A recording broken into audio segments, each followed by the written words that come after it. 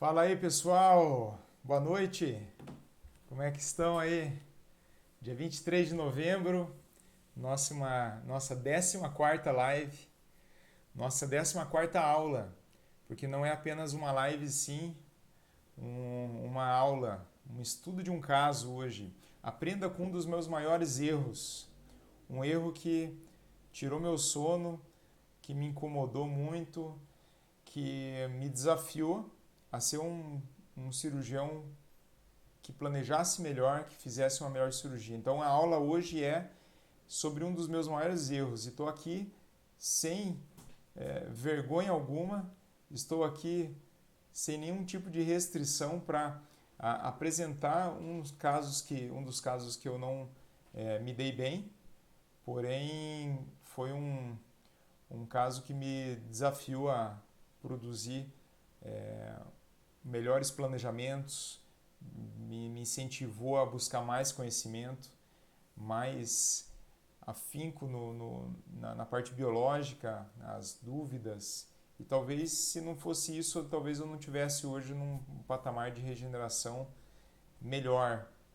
Então, esses casos que desafiam a gente. Então, estamos aqui depois de um bom tempo. Depois de um bom tempo, estamos aqui novamente.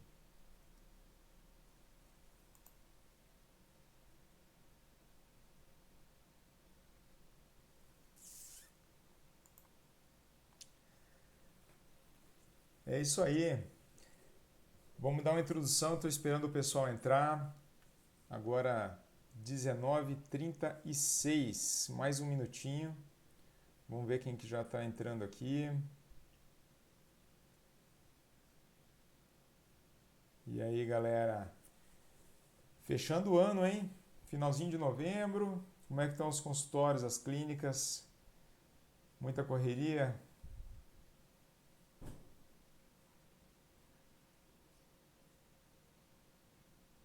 Pessoal, quem está assistindo aqui pelo Instagram, o link está na descrição da minha bio, tá? Vocês vão ali na minha página, Dr. Kalinowski, clica ali, tem um link que vai direcionar direto para o YouTube, beleza? Então hoje vai ser assim. Quem quiser assistir a aula, vai ter slides e fotos, cirurgias e tal. Tem que clicar no link da minha bio para ser direcionado para o YouTube. Vai estar aqui na descrição, no comentário fixo aqui do story do Instagram, tá?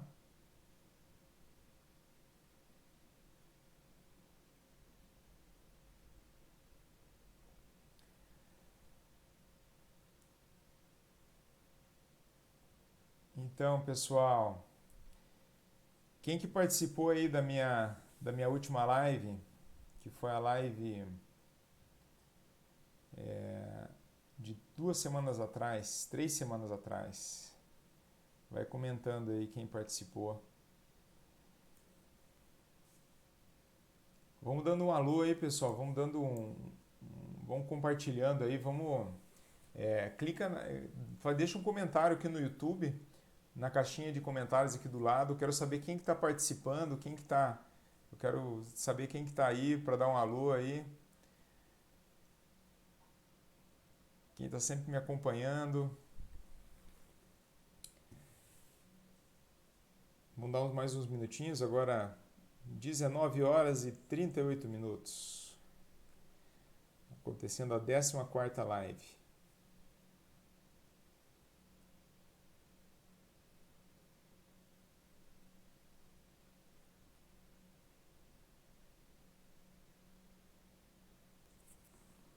Vamos ver aqui o que está rolando aqui no Instagram. Doutora Rafaela, tudo bem, doutora Rafaela? Doutora Rafaela, clica lá no link que vai ser direcionado lá para o YouTube, para você ter uma melhor definição aí, vai ter os slides, tá?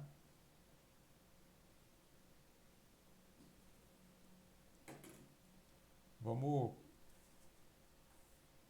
vamos conversar hoje sobre a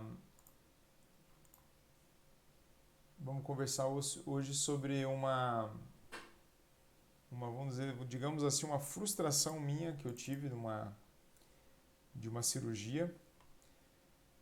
Uma cirurgia que o planejamento foi ok, foi dentro de um padrão que eu já vinha fazendo e dando certo.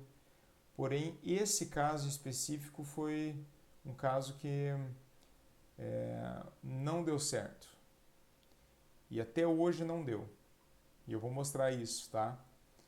Só que é um caso assim que vai criar uma reflexão muito grande em cima do que é, que me exigiu assim de uma, uma abordagem diferente. Os outros casos que vieram parecidos, a gente conseguiu reverter de uma forma mais correta. Então ele foi um divisor de águas no que eu considero técnicas periodontais que eu fazia antes desse procedimento e depois. Ele foi um determinante para eu conseguir conduzir diferente meus planejamentos, minhas cirurgias e os resultados também, tá? Vamos então começar aqui. Estudo de um caso. Aprenda com um dos meus maiores erros.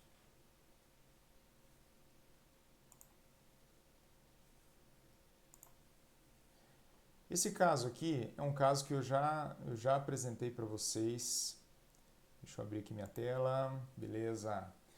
Então, esse caso que está aqui do lado é um caso que eu finalizei em 2018. Um caso que está super tranquilo, está estável. Algumas pessoas me perguntou, poxa, Jacques, mas e essa papila aqui, né? Enfim, a papila já fechou, tá? Esse caso tinha sido instalada a prótese muito recente ali, foi feita uma faceta também. E aí o que aconteceu? A gente finalizou esse caso foi um caso que veio depois do que eu vou apresentar. Não é esse caso especificamente é o caso que eu tive um insucesso e não consegui reversão e até hoje é algo que é um desafio para mim e espero poder concluí-lo de melhor forma. Mas esse caso aqui é um caso que eu exemplifico de início para vocês entenderem que o que eu reproduzo hoje faz, faz parte de um protocolo de ações periodontais para que a gente consiga estabelecer regenerações bem-sucedidas, tá? E tudo isso aconteceu depois de reflexões de casos que não saíram de acordo com o que eu gostaria, com a expectativa do paciente, análise estética.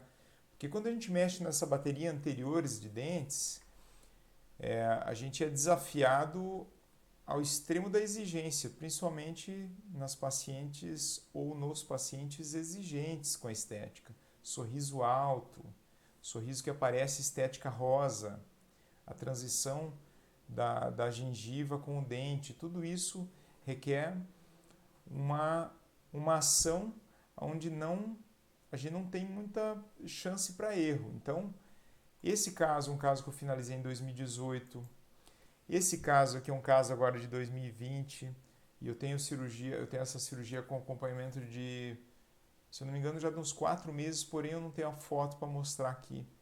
Mas a mucosa já está perfeita, não tem cicatriz, não aparece que foi regenerado. E era um caso bem desafiador. Perdeu toda a mucosa nessa região, infecção, um caso de perda óssea tridimensional, muito desafiador. O que tinha aqui? Mucosa palatina e crista óssea palatina, só. E a gente conseguiu, através de um procedimento cirúrgico, implantação, regeneração óssea e ganho de mucosa. É um caso assim fora do normal, não é um caso trivial que eu faço todo o procedimento, não. Esse caso ele foi, vamos colocar aqui o auge do desenvolvimento dos protocolos de regeneração, que a gente consegue trazer o ganho tridimensional tanto de tecido mole quanto de tecido duro e ao mesmo tempo estética imediata. Nesse caso, ele está com um dente, um ponte com adesivo aqui, para preservar todo essas ações de regeneração que a gente teve que proceder. Era um ganho muito desafiador, então exigiu cautela na confecção do provisório, de forma alguma um dente imediato, e a gente regenerar com calma. Então, esse caso é um caso bacana que a gente terminou. E na sequência aqui também um caso que eu estou acompanhando. Era para ter tirado hoje a foto da cirurgia, mas o paciente não compareceu, que eu queria deixar uma foto fresquinha para vocês aí. A gente ia ter acabado de tirar ela e colocar aqui no slide, porém eu tenho só a foto da sutura, o paciente não veio hoje por algum motivo, algum problema, mas ele está já com um pós-operatório, já, se eu não me engano, completando hoje 30 a 35 dias. E eu ia colocar essa foto, porém os níveis estão estáveis nessa mesma conformação. É desafiador uma cirurgia periodontal dessa, esse tipo de ganho em um único procedimento? É muito desafiador. É um procedimento que requer um domínio das técnicas periodontais, mas mais importante do que o domínio em si da técnica é saber indicar a técnica correta para esse ganho tridimensional em dois extremos ao mesmo tempo. Então agora a gente vai começar com a técnica que não foi bem sucedida, tá? É um paciente que a gente acompanha aqui na clínica desde 2011, porém já tinha sido tratado anteriormente por outro cirurgião, outro ortodontista, e chegou para mim já numa condição bem difícil. Então eu já coloco de imediato a foto lá de 2008 e a foto de 2020, tá? Então, quem está assistindo aqui no Instagram e não está conseguindo ver imagens, clica na descrição da minha bio, lá que vocês vão ser direcionados direto para o YouTube. Tem um link direto para a live no YouTube e vocês vão conseguir assistir com as fotos, tá bom? Então, eu coloquei já de imediato a foto de 2008 e 2020, porque no meu critério de estética, uma finalização de uma regeneração, de um implante, de um tratamento periodontal, eu não considero aceitável um dente, no caso aqui um dente natural, um incisivo lateral, ter sido feito uma resina rosa para fazer a mimetização do tecido mole e um dente canino, um implante, num nível que poderia também estar melhor. No meu critério de exigência de um tratamento, isso não está ok, não é um tratamento aceitável para mim, porém é uma paciente minha. Não fui eu que finalizei esse caso com resina rosa, com um dente em porcelana, porque ela acabou viajando e foi tratar com outro colega e acabou finalizando dessa forma por pedido dela e por orientação do profissional. É aceitável para a paciente hoje? Para ela, sim. Para ela está ok, ela está satisfeita com essa situação. Porém, ela tem noção de que teria que ter sido feito mais uma abordagem cirúrgica, pelo menos, e não foi feito porque ela teve que viajar, se mudou de cidade. Então, mas, vou passar aqui adiante. Em 2008 e 2017 foi quando eu tive o último contato com ela e a minha pessoa tinha deixado dessa forma. Eu tinha deixado o dentinho dela, o lateral, desse jeito e o canino até num nível aceitável, que porém sem papila, e a gente teria um grande desafio aqui para conseguir reverter esse caso. Implante já instalado, né, mucosa com um defeito aqui. E agora eu vou mostrar para vocês de que forma que a paciente evoluiu ao longo do tempo, desde antes, nessa panorâmica aqui em 2010. Ela tinha um canino incluso, ela tinha um canino, um 53, que seria um canino descido em posição, porém ainda em posição, canino incluso, e o paciente tratando ortodonticamente. Não era minha paciente ainda, e os movimentos começaram a ser realizados. E eu tenho essas documentações, esses raios-x, porque ela carregou toda a documentação e procurou a nossa ajuda aqui. E aí o canino foi sendo movimentado sendo tracionado, foi extraído o dente descido, lá o 53, e o dente sendo tracionado, isso em 2011. E ela chegou para nós aqui em 2012, canino já bem tracionado, porém, por que ela resolveu mudar de profissional? Ela tinha percebido que o canino não estava legal, o dente tinha sido tracionado forçadamente, uma movimentação muito ampla, muito de uma distância muito grande e vindo do palato. Então o dente acabou sendo tracionado e a raiz palatina do canino ficou bem exposta. Desculpa, a raiz palatina.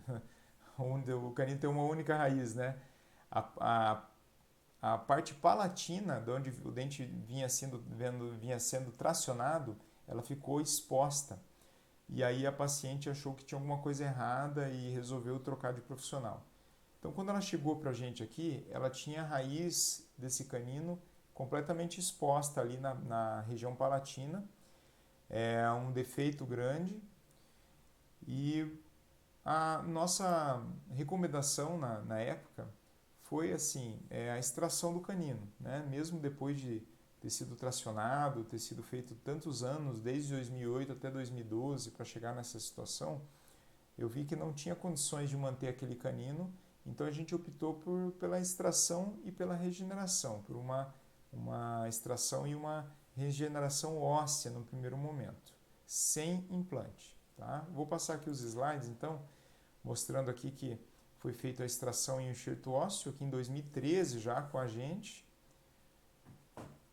e a ortodontia sendo conduzida pela doutora Isabela, que é minha esposa, e foi conduzida até o que eu considero que foi feito o meu erro. Aí o meu primeiro erro, que foi fazer o implante antes da reversão do tecido mole. A gente já tinha ali um histórico de retração, uma leve retração no incisivo lateral, porém eu inverti. Na época era a conduta que eu achei correta, porém hoje, revendo, fica fácil, né, a gente apontar o erro do passado, né, porque deu errado. Porém, se tivesse dado certo, talvez eu não tivesse feito essas reflexões. E hoje parece tudo muito óbvio. Mas extraiu o dente, fez o implante imediato. Porém, quando a gente tem algumas exigências de estética rosa, de mucosa, a gente tem que repensar o melhor momento para fazer o implante, repensar o melhor momento para fazer a intervenção do tecido mole, está sendo tratado ortodonticamente. Tem uma série de ações que devem ser pensadas usando uma cronologia correta, que a gente considera uma cronologia das regenerações.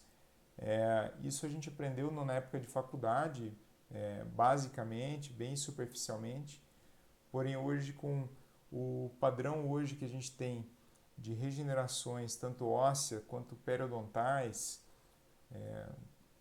excelentes professores ensinando, fazendo também essas tentativas de regenerações diferenciadas, usando seja tecido de origem autógena palatina, seja com concentrado sanguíneo, seja com tecidos que eu não uso e procuro não fazer também, que seriam de origem animal, tecidos moles, membranas de colágeno, mas enfim, cada um profissional tem uma conduta, tem um pensamento, uma filosofia.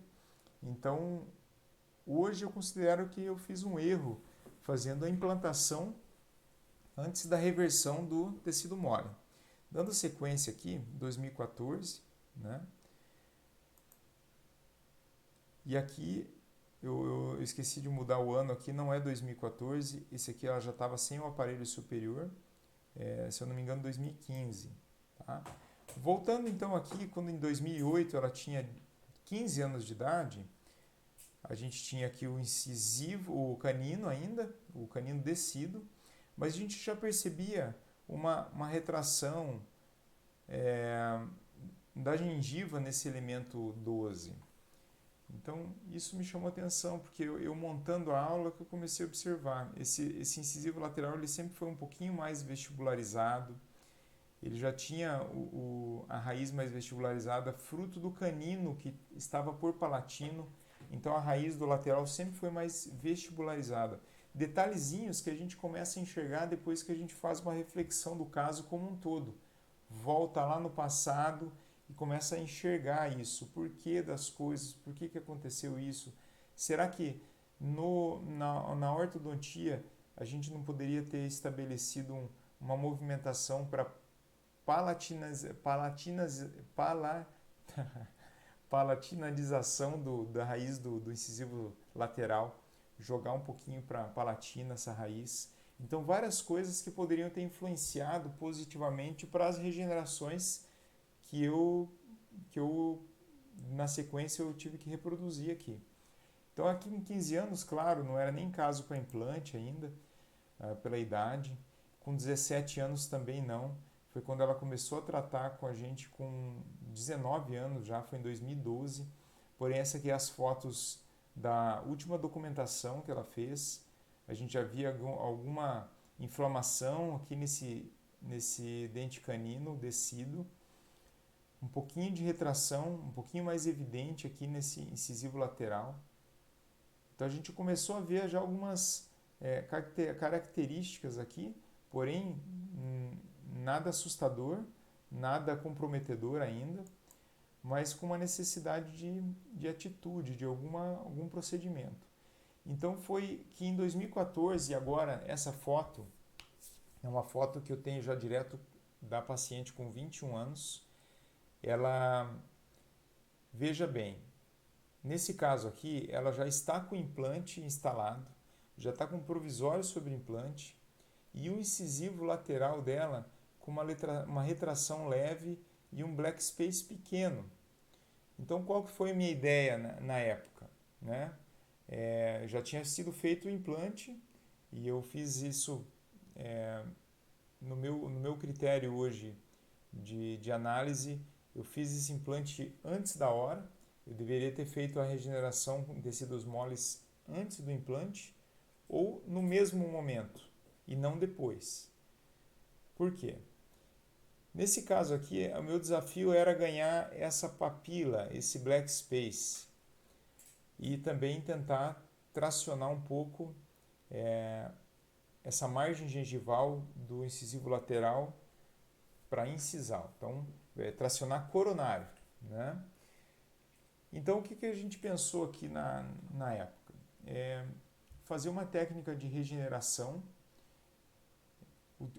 na papila, e hoje eu não faço mais regeneração em papila, tá, gente? Eu não faço. Comigo, em algumas tentativas, funcionaram mais ou menos, e em algumas eu tive uma frustração que piorou o caso. Então, a gente quis ganhar um tecido de papila e acabei piorando o caso, que é esse caso inclusive, tá? Então, para vocês, hoje pode não prestar nada essa aula, só gravem essa informação.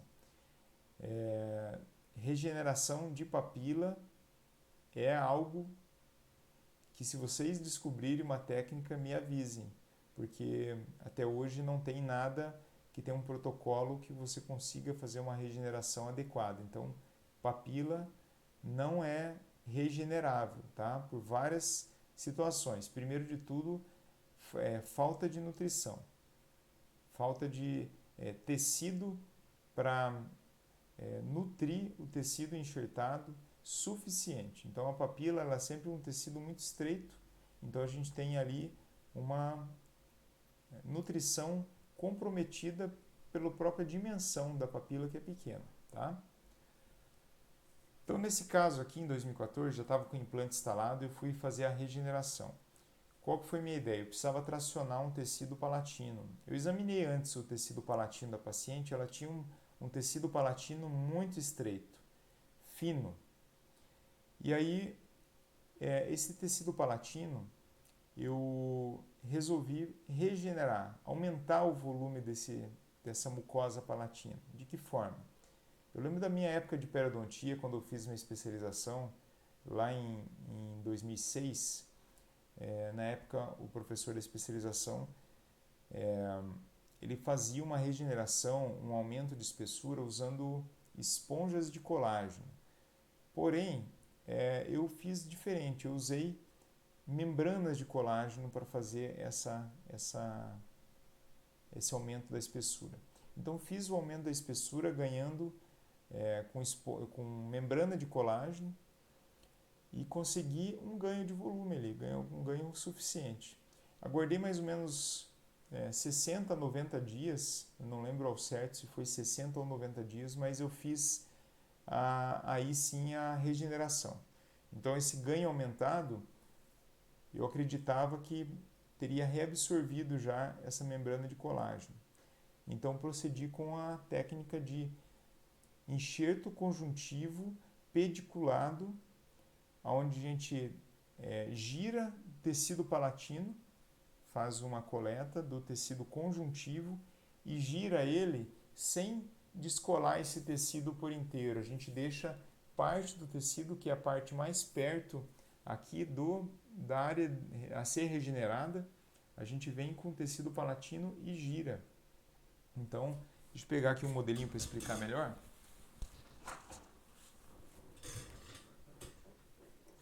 Só reforçando aqui, pessoal, que está no Instagram, a nossa aula está sendo transmitida no YouTube. Clica na bio lá da minha descrição do Instagram e vai ser direcionado lá direto para o YouTube, tá bom?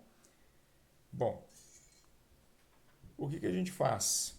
Nessa região aqui, palatina, a gente faz um acesso e aí esse tecido a gente vai girar ele para vestibular. Então, eu giro o tecido para vestibular, entendeu? Então, a gente faz uma incisão no palato, a gente faz como se fosse uma coleta de um conjuntivo, porém, na região mais anterior aqui, eu não corto o conjuntivo, eu não descolo ele. Eu uso essa parte aqui como um pedículo, que ainda vai nutrir o meu enxerto. E daí eu giro para vestibular. Tá? Então, essa foi a técnica que eu procedi aqui para tentar ganhar a minha papila. Então, fiz a técnica. Veja aqui as fotos, mostrando aqui uma foto lateral, mostrando o desafio que era ganhar essa margem gengival. Então, falando aqui sobre o que eu acabei de dizer, sobre a tentativa técnica de aumento de volume palatino com membrana de colágeno. E aqui o pós-operatório com 3 dias. Então, o tecido estava cicatrizando bem, estava indo tudo certinho. E aí o que aconteceu? Eu consegui um volume bacana aqui, é o provisório sobre implante. Eu consegui um volume na papila. Porém, eu desgastei esse provisório, dei espaço para a papila, tracionei o tecido, consegui uma ancoragem ali. Porém, lembra que eu comentei da falha nutricional? Eu acho que aconteceram duas coisas aqui. A paciente, na época, eu fiz a cirurgia e já no dia seguinte ela falou que apresentou muita dor no corpo e deu uma gripe nela, uma gripe severa. Eu lembro disso aí como se fosse hoje. Ela falou assim: doutor, eu tive uma gripe muito forte porém estava tudo bem. E ela não me falou nesse terceiro dia quando ela veio. E aí ela ficou com essa gripe durante uma semana. E ela sumiu de uma semana, marquei os controles, ela não veio, ela não ligou, ela não comentou nada comigo, simplesmente estava se recuperando em casa. Eu tinha marcado os controles, ela não veio, falou que não podia, que não sei o quê, e acabou não vindo. E aqui, 3 dias de pós-operatório, uma mucosa bacana. Na época eu trabalhava com fio de seda aqui ainda, né? Fio absorvível, poligalactina e também fio de nylon. Eu falei seda, não. Eu usava fio de nylon nessa época e poligalactina. Hoje Eu raramente uso nylon e poligalactina abandonei das regenerações periodontais. Mas nesse dia eu tinha usado e aparentemente o PO pós-operatório estava satisfatório. Eu falei, bom, aparentemente está indo bem, né? Só que daí ela voltou aqui depois de 17 dias. Aqui está PO de 15 dias, mas não é 15, é 30 dias, tá? 30 dias depois ela veio dessa forma. Eu tirei o provisório porque assim é algo assim que deixa a gente bem preocupado. Isso aqui para quem faz regenerações em área estética periodontal é de perder o sono, é de deixar a gente maluco para saber como vai reverter essa situação, por que aconteceu. Hoje, nitidamente, eu sei por que aconteceu isso. Hoje, nitidamente, eu planejaria de forma diferente. Porém, na época, esse caso foi um divisor de águas para definitivamente me colocar de forma humilde e voltar lá nas bases da periodontia, voltar nas técnicas mais atuais, nas regenerações. Foi mais ou menos nessa época que eu fui atrás dos concentrados sanguíneos. Então, esse caso, talvez Deus tenha mandado para mim. Deus não manda as coisas ruins para a gente, porém, a gente propõe desafios, né? E, e esse desafio foi um desafiador para o meu conhecimento. Eu busquei, a partir desse momento, informações, leituras, artigos. Eu fui atrás de novas técnicas, materiais, e foi quando eu me encontrei com os concentrados sanguíneos. E aí, o caso que estava evoluindo super bem a cicatrização, eu considerava um enxerto bem ancorado, é, eu acreditava que estava conseguindo um processo cicatricial bacana aqui.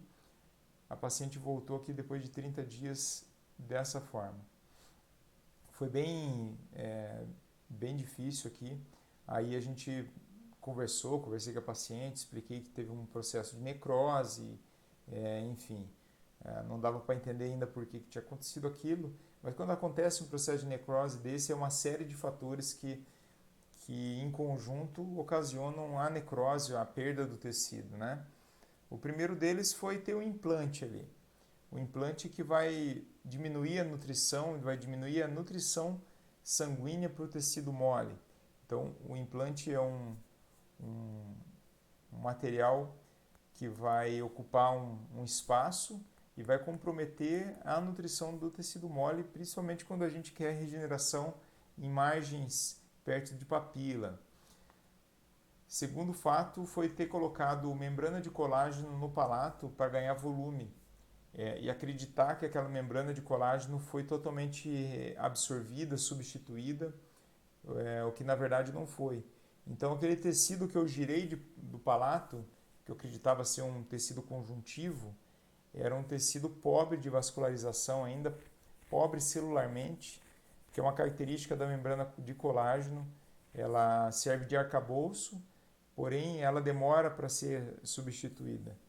E na época, a membrana de colágeno ela comprometeu também a vascularização do tecido. Então, hoje é fácil a gente enxergar isso, parece ser até óbvio para alguns que possam estar assistindo, porém, há 5 anos atrás, para mim não era tão óbvio algumas coisas como são hoje.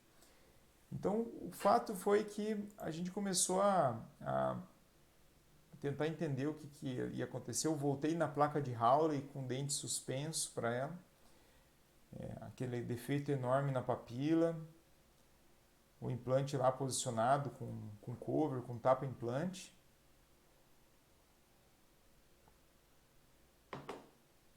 E a gente ali com um problemão para resolver, né? E aí eu considero que eu me perdi um pouco, né? Confesso que eu me perdi um pouco porque o desafio ficou muito grande. Eu comecei a culpar a falta de mucosa queratinizada. eu precisava ganhar mais mucosa queratinizada ao redor daquele incisivo lateral. Algumas coisas me passaram na cabeça que até hoje eu não sei por que eu pensei e agi dessa forma. Considera um pouco de desespero. Por isso que hoje eu não julgo hoje colegas, inclusive encaminho casos para mim, casos assim que eu considero que os colegas possam ter se perdido também, porque isso aí é uma coisa que acontece com os profissionais. Isso acontece com quem faz, com quem se propõe a desafios em regeneração.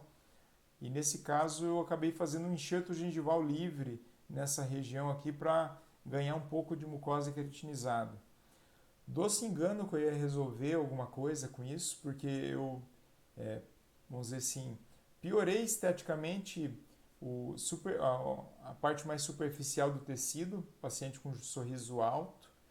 Então, esteticamente, a gente já tem ali já mais um defeito, que é um tecido gengival livre, com uma diferença ali de textura, que dá para ser corrigido hoje com uma abrasão, uma broca, consegue minimizar um pouco esse aspecto diferente. Porém, ainda persiste aqui o defeito na margem gengival do lateral e a papila. A papila mesial, né? A papila mesial desse canino, desse implante, é o nosso grande problema aqui. Então isso foi em 2016 e aí eu tentei mais umas técnicas com ela, comentei da nova oportunidade dos concentrados sanguíneos, eu teria mais uma tentativa. Isso foi em 2006 e a gente aí fez um processo aqui de fechamento do implante, sepultamento do implante de novo. Aí eu comecei a raciocinar, comecei a voltar o estado normal da pessoa e aí fiz o sepultamento desse implante com um tecido conjuntivo. Aqui veja o sinal aqui do tecido que a gente girou e tracionou aqui para ganho de volume. Consegui um ganho bem discreto aqui na mucosa queratinizada, aqui na margem gengival do lateral. E aí, em 2017, a paciente falou que, em 2016, ela falou que queria fazer o provisório sobre o implante de novo, ela não aguentava mais usar placa. E aí, de novo, eu errei. O que eu deveria ter feito nessa época? Nessa ocasião aqui, em 2016, que a gente fez o sepultamento do implante novamente, eu ganhei mucosa, eu ganhei nutrição sanguínea. Aí eu poderia ter entrado com uma técnica simples de enxerto conjuntivo e conseguido tracionar um pouco essa mucosa mais coronária, ganhar um pouquinho mais de volume e ter feito uma técnica de reabertura desse implante de forma bem tipo punch, só no implante, fazer um canino sem pressionar a mucosa, sem pressionar a papila e depois ir condicionando. Hoje eu teria feito isso.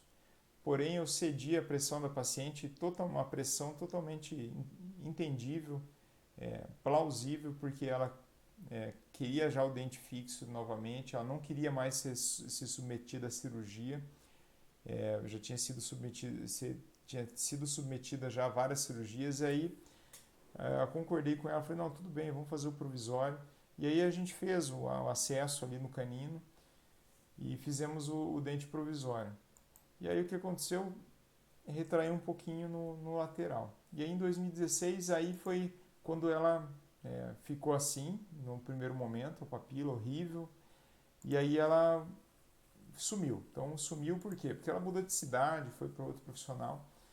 E aí ela voltou em 2020. Ela esteve aqui semana passada e isso me inspirou a fazer esse caso. Porque ela voltou satisfeita, ela é uma querida, sabe? Não tenho do que reclamar dela, uma paciente super colaboradora, entendeu, e ela voltou aqui. Ela voltou dessa forma, daí que eu fiquei sabendo que ela tratou com outro profissional, porque eu não tinha mais conseguido contato com ela, e ela fez uma resina, e assim, para ela está satisfatório.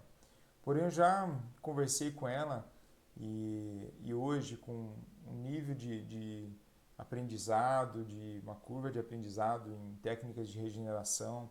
A gente vai conseguir reverter isso aqui e é um caso que eu vou deixar para o futuro para apresentar, porque ele é muito completo, né? De 2008 até hoje, a gente tem aí 12 anos de um caso acompanhado para chegar nesse ponto, que não é o ponto ideal, porém, a paciente está satisfeita, está por enquanto está contente com essa situação aqui. Isso é o que importa. A gente sabe que dá para melhorar, dá para tentar reverter, porém eu não vou cobrar isso dela, não vou ir além, né? Vou convencer ela a mexer de novo, porque é um paciente que já tem suas restrições quanto às cirurgias e totalmente entendível, já tem um dente instalado, ela tá satisfeita com essa situação aí, por mais que ela saiba que não é ideal, mas isso causou uma reflexão muito grande. Então, hoje, o sorriso dela é assim,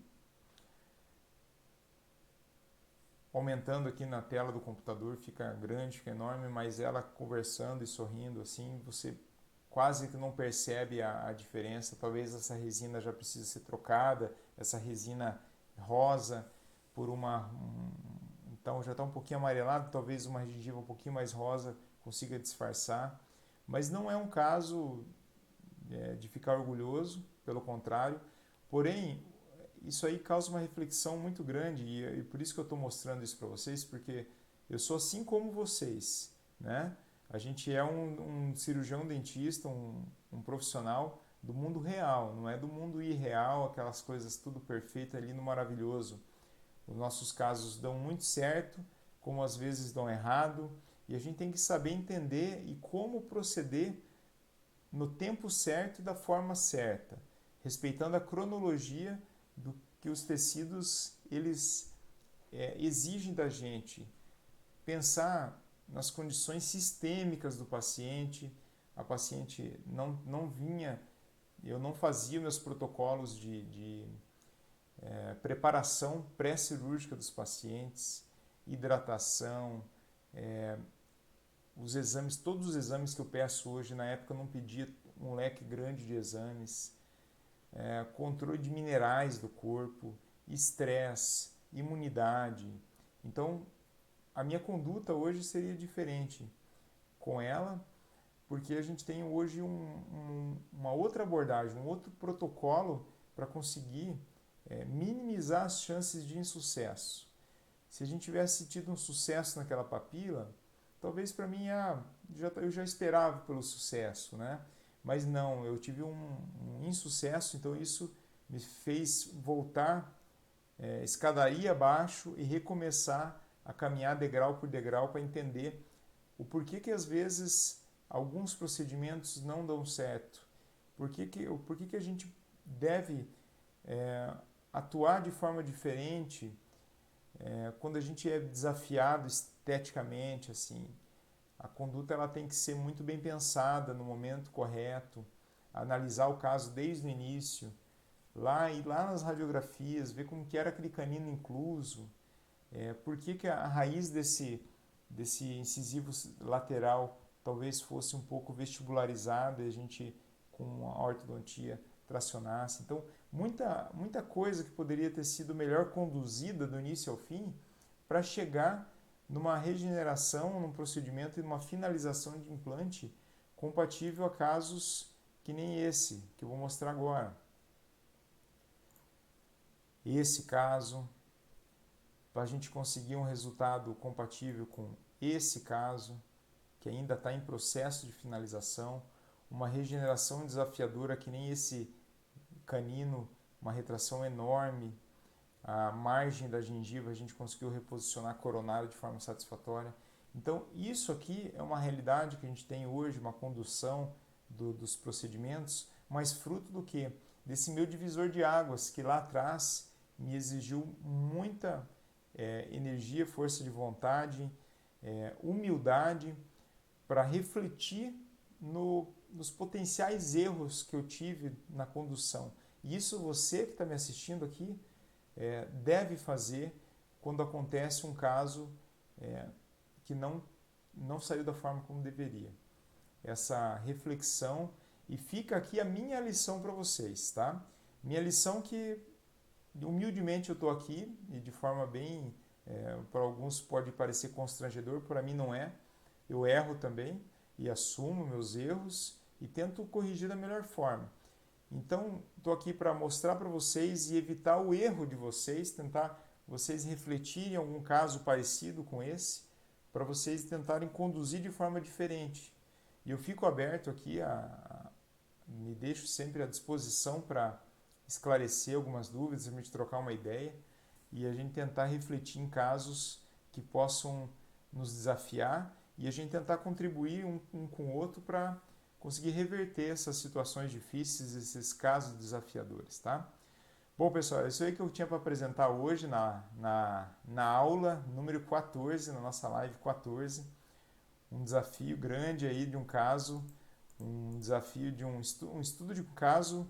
Então, aprenda com os meus maiores erros. Eu vou tentar produzir mais materiais bacanas aí para vocês aprenderem junto comigo, tentarem absorver um pouquinho da minha experiência.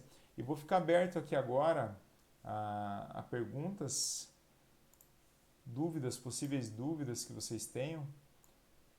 Estou aqui, deixa eu dar um alô aqui, um alô para o pessoal. Doutor Humberto, tudo bem, doutor? Um abraço. Doutora Lara, doutor Rafael, grande amigo. O Vladimir, grande Vlad, trocou umas ideias essa semana aí sobre um caso, né, Vladimir? E o comentário aqui do Rafael. Exatamente, Rafael. A gente aprende muito com os erros, cara. Mais com os erros do que com os acertos. Valeu, valeu, Rafael. Obrigado aí. É um caso bem desafiador, um caso que exigiu aí a gente refletir sobre os outros casos também. Então, me trouxe muito aprendizado mesmo. Espero um dia eu tentar melhorar esse caso para a paciente. Essa paciente é uma paciente muito legal, muito bacana. E acredito que ela, na hora que ela se recuperar a energia para tentar uma nova abordagem ali para melhoria na parte periodontal e periimplantar, eu acredito que a gente hoje, com as técnicas que a gente desenvolve, e a gente consiga reverter isso aí. Vamos ver aqui.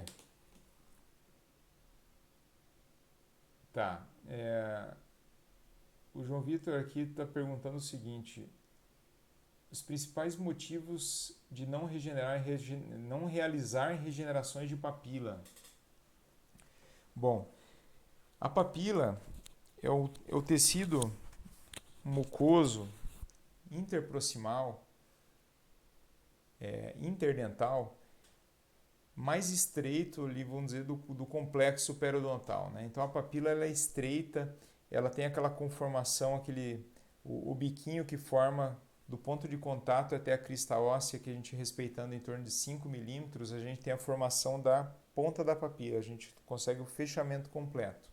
Então o ponto de contato entre um dente e outro, até a crista óssea interproximal, deve ser mais ou menos 5 milímetros e aí a gente tem a formação da papila. Se a gente tiver mais do que 5, normalmente a gente tem o black space, que é o espacinho negro. A papila ela é muito limitada quanto à fonte de nutrição. Então, se eu quiser fazer um enxerto de conjuntivo somente em papila, a gente tem ali uma limitação muito grande de nutrição sanguínea. Então, essa falha de nutrição, essa dificuldade da papila suprir a nutrição suficiente para que o enxerto cicatrize, normalmente leva à contraindicação. Se você tem uma papila com essa muito estreita, a chance de necrose de uma técnica regenerativa em papila, um enxerto conjuntivo, acaba levando à necrose desse enxerto. Então, a tua papila que de repente já não era muito boa, ela pode piorar com uma necrose. Então, hoje, regenerações de papila, puramente de papila, elas são muito difíceis. Ela não tem uma indicação, um protocolo que nos garanta maior sucesso do que insucesso. Então, normalmente fica meio termo. Metade para dar certo, metade para dar errado. Então, a gente contraindica. E quando que a gente consegue regenerar regiões de papila?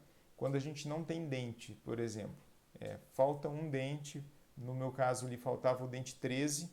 Então, antes de fazer o implante, antes de fazer qualquer procedimento ali, pensando em implantação, a gente regenera todo o tecido mucoso antes, que vai envolver áreas marginais que serão as futuras papilas.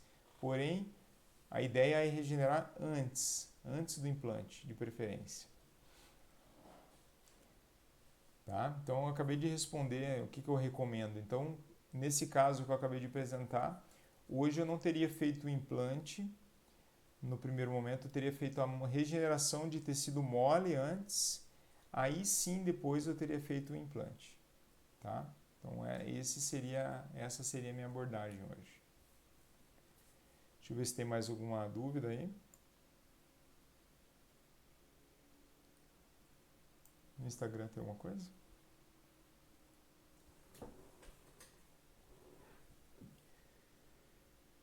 Deixa eu dar um alô pro pessoal que entrou aqui. O Calil, o grande Calil, entrou no Instagram. Clóvis, o grande Antônio Peregrina, Leandro Diniz, o Edrosete, o Valdiomário Matos, Dr. Marcos, Dr. Márcios, Tiago Batista, doutora Isabela Leal, João Cavalcante, odontologia, meu irmão, o Vitor Juliano Espada, Valdecir Fonseca, Dr. Valdecir, direto de Portugal. Vou fazer uma visita para você, hein, Valdecir? Dr. Fauzi, Dr. Caio Postigo, doutora Rose Camargo e o Dr. Juliano. Grande Juju! Ó, eu vou deixar essa live disponível no YouTube. E dispõe, João Vitor. Eu vou deixar ela disponível no YouTube para vocês. A gente encerrou aqui a live já, quem está no Instagram. Acessa lá na descrição, na minha bio, vocês vão ter o link direto para o YouTube e vão lá assistir.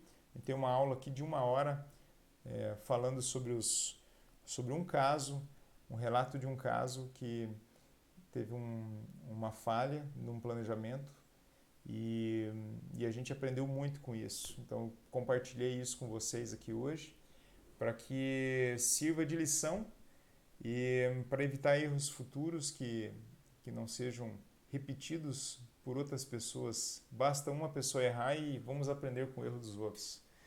É isso aí, fica a reflexão, a lição aqui. E fico por aqui hoje, me despeço de vocês. Um forte abraço, pessoal do Instagram, do YouTube. E nos vemos na próxima segunda-feira. Tá? Essa semana vamos divulgar aí qual que vai ser o tema da próxima aula. Mas espero todo mundo. E o nosso canal oficial das lives é no YouTube, tá? O Instagram fica aí agora com a imagem para a hora que vê que está a live acontecendo, já clica no link da bio e é redirecionado lá para o YouTube, tá bom? Forte abraço, gente. Boa noite. Fique com Deus. Uma boa semana para todos aí. E tamo junto. Um abraço.